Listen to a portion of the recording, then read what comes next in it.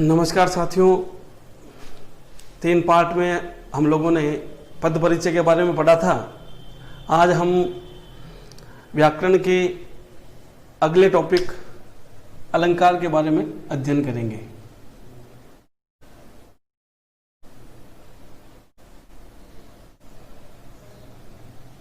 अलंकार शब्द का काव्य व काव्य शास्त्र में बड़ा महत्व है। काव्य व काव्य शास्त्र में बड़ा महत्व है और काव्य का काव्यत्व अलंकार के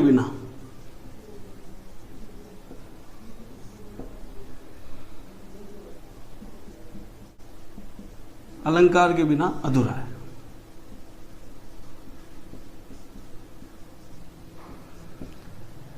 कई लोगों ने तो अलंकार को काव्य की आत्मा तक कह दिया।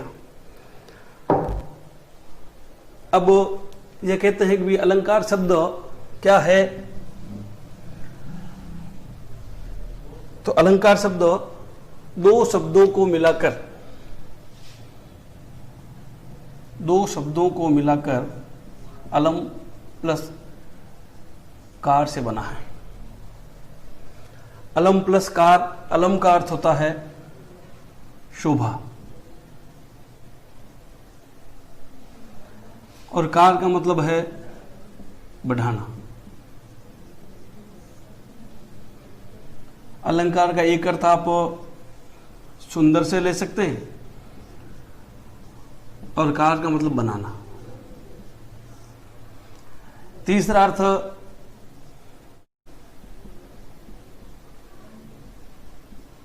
अलंकार शब्द अलम का अर्थ सुशोभित और कार का मतलब करने वाला। अगर सामान्य अर्थ अलंकार का देखें तो अलंकार का जो सामान्य अर्थ होता है वह होता है आभूषण। मैंने आपको ये चीजें पहले इसलिए बताई ताकि मैं आपको उदाहरण के माध्यम से ये समझा सकूं कि अलंकार से क्या होता है। जिस प्रकार से किसी नारी को आभूषण पहना दें, आभूषण पहनाने से उसकी सुंदरता में 4 चांद लग जाता है, उसकी सुंदरता बढ़ जाती है, आभूषणों की वजह से उसकी शोभा बढ़ जाती है। उसी प्रकार से काव्य में भी अलंकार के लगने से उसकी सुंदरता बढ़ जाती है, उसकी शोभा बढ़ जाती है और अलंकार की वजह से काव्य सुशोभित हो जाता है। इसलिए अलंकार की जो परिभाषा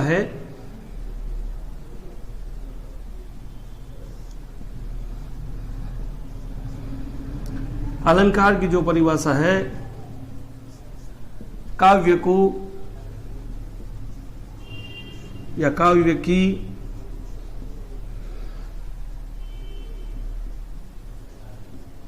शोभा बढ़ाने वाले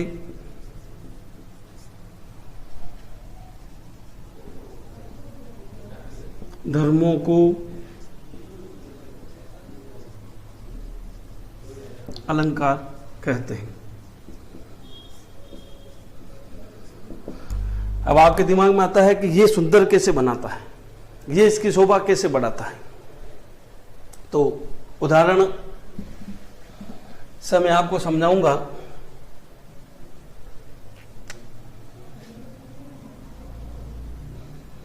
भगवान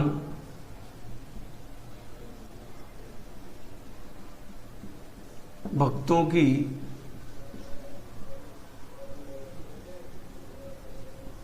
भयंकर बुरी भीति भगाइए। अब क्या हुआ? भगवान भक्तों की भयंकर बुरी भीति भगाइए। ये जो भवन की जो आवृत्ति है,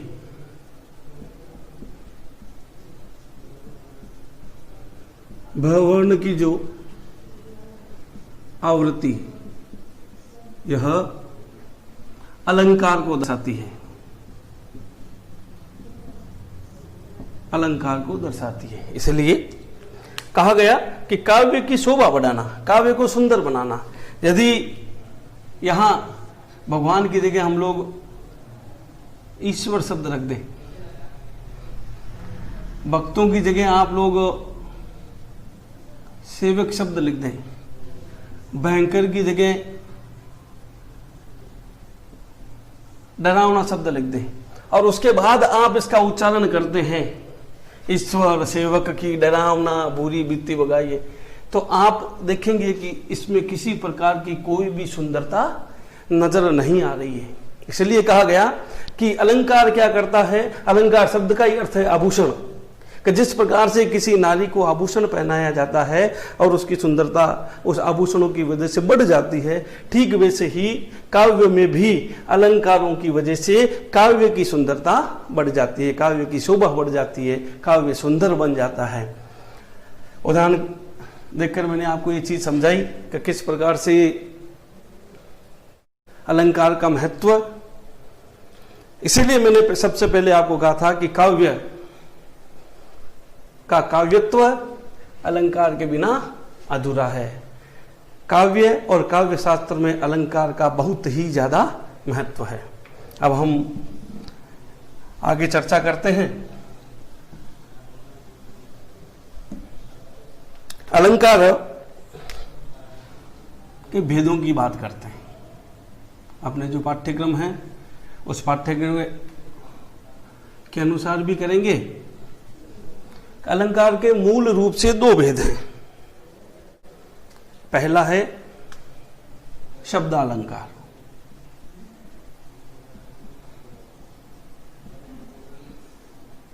दूसरा है अर्थालंकार। कई लोग, कई काव्यविद, कई काव्य शास्त्री एक तीसरा भेद और बताते हैं, उभयालंकार। लेकिन नरोत्तम जी स्वामी ने दो अलंकार बताए हैं, शब्दालंकार और अर्थालंकार। अपने पाठ्यक्रम में शब्दालंकार के अंतर्गत कौन कौन से अलंकार हैं? सबसे पहले है अनुप्रास अलंकार, दूसरा है श्लेष अलंकार और तीसरा है यमक अलंकार। ये अलंकार अपने पाठ्यक्रम में हैं जो शब्दालंकार के अंतर्गत आते हैं। अर्थालंकार के अंतर्गत उपमा, उत्प्रेक्षा,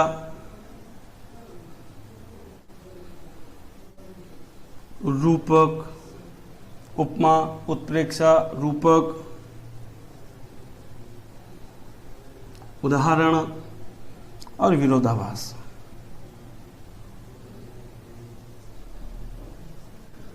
ये अलंकार अपने पाठ्यक्रम में, पूर्व में भी मैंने आपको पाठ्यक्रम की सारी डिटेल दी थी, कौन से चैप्टर कितने अंकों के हैं, कौन से पुस्तक कितने अंकों की है, कौन सा खंड कितने अंकों का है, इसकी जानकारी मैंने आपको दी थी। अलंकार भी 2 अंकों का ही प्रश्न आता है। अब हम बात करते हैं कि भाई शब्दालंकार क्या है। तो नाम से ही इसकी परिभाषा स्पष्ट होती है, शब्द प्लस अलंकार, यानी वह अलंकार जो काव्य में शब्दों की वजह से सुंदरता, शब्दों की वजह से जिसमें चमत्कार उत्पन्न होता है, वह शब्द अलंकार यानी शब्दालंकार कहलाता है।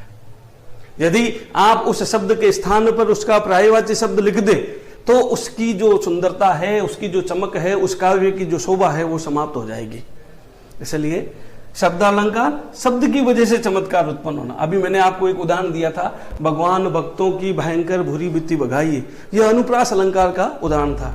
फिर मैंने आपको यह चीज भी बताई कि आप भगवान की जगह ईश्वर शब्द लिख दीजिए, उसके बाद भयंकर की जगह डरावना शब्द लिख दीजिए, उसके भक्त की जगह सेवक उदाहरण शब्द लिख दीजिए। जो ही आप ऐसा करेंगे तो उस काव्य की जो सुंदरता है वह सुंदरता समाप्त हो जाएगी। इसलिए शब्दालंकार शब्द के आधार पर ही, अब इसकी परिभाषा भी लिखते हैं।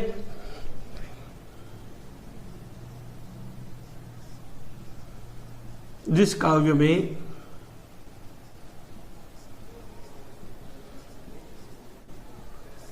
शब्दों की वजह से चमत्कार उत्पन्न होता है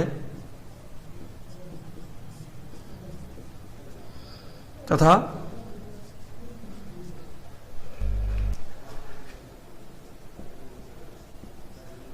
शब्द के स्थान पर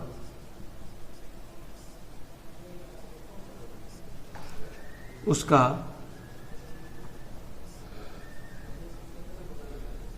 पर्यायवाची शब्द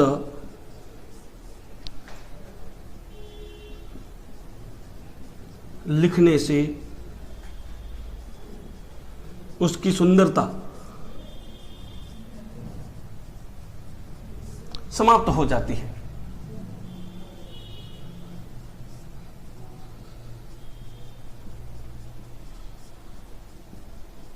उसे शब्दालंकार कहते हैं।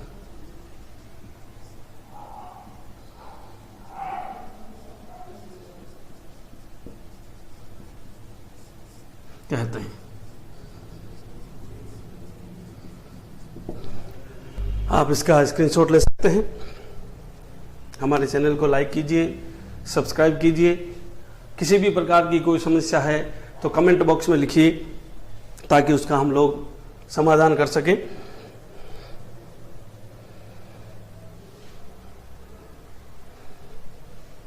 जैसा मैंने बताया था, शब्द अलंकार के अंतर्गत अपने पाठ्यक्रम में 3 अलंकार दिए हुए हैं, उनका विस्तार से अध्ययन बाद में करेंगे। अब हम बात करते हैं अर्थालंकार की। अर्थालंकार जैसा कि कहा गया, अर्थ की वजह से शब्द के अंदर ही उसकी परिभाषा छुपी हुई है।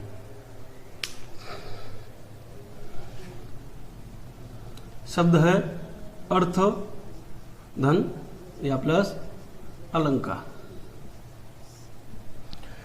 परिभाषा भी कहती है कि अलंकार यानी सुंदरता, सुंदर करने वाला। कौन सुंदर करने वाला है? उसका अर्थ सुंदर करने वाला है। अर्थात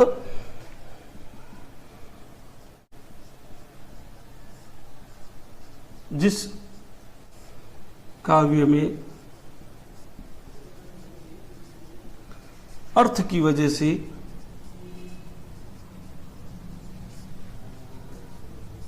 चमत्कार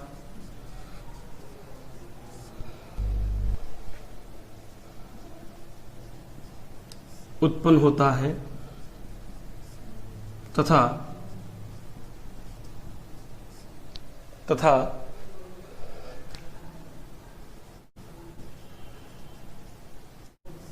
उसके स्थान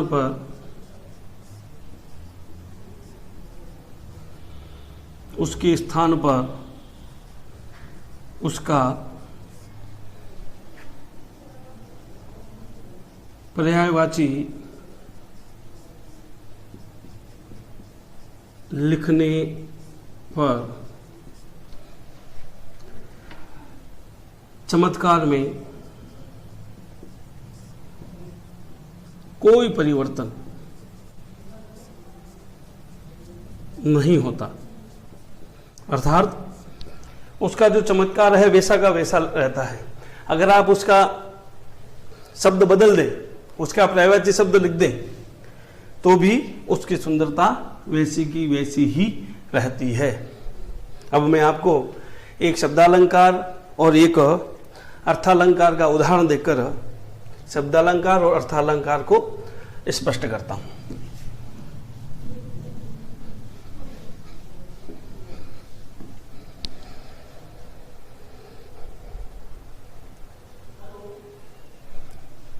लिखा हुआ है,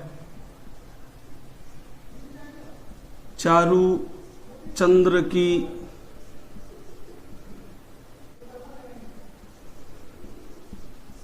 चंचल किरणें खेल रही थी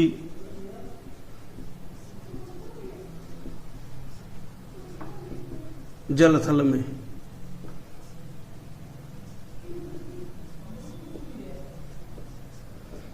अब यहां आप देखेंगे शब्द की वजह से है च च च। अब जो ही आप इस चंद्र शब्द की जगह इसका पर्यायवाची शब्द शशि लिख देते हैं, मयंक लिख देते हैं, तब क्या होगा? इसकी सुंदरता नष्ट हो जाएगी। और यदि इसकी सुंदरता नष्ट हो जाएगी तो वह शब्दालंकार भी नहीं रहेगा और उसमें अलंकार का भाव भी प्रकट नहीं होगा। ठीक ऐसे ही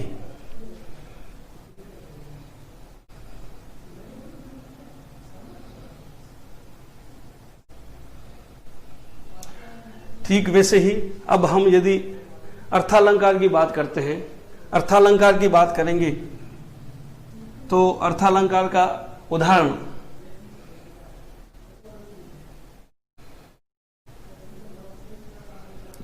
चंद्रमासा मुख रूप दर्शन है तुम्हारा।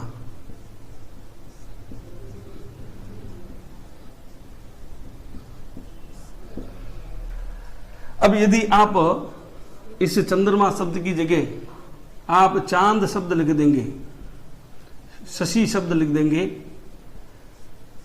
तो भी इसके अर्थ में किसी प्रकार का कोई भी परिवर्तन नहीं होगा, इसकी सुंदरता नष्ट नहीं होगी। तो इसीलिए कहा गया कि जहां अर्थ की वजह से सुंदरता उत्पन्न होती है वह अर्थालंकार, और जहां शब्द की वजह से सुंदरता उत्पन्न होती है वहां शब्दालंकार का प्रयोग होता है। आप लोग इसका स्क्रीनशॉट ले सकते हैं। हमारे चैनल को लाइक कीजिए, सब्सक्राइब कीजिए। शेष भाग हम लोग आगे के अध्याय में पढ़ेंगे। धन्यवाद। जय हिंद।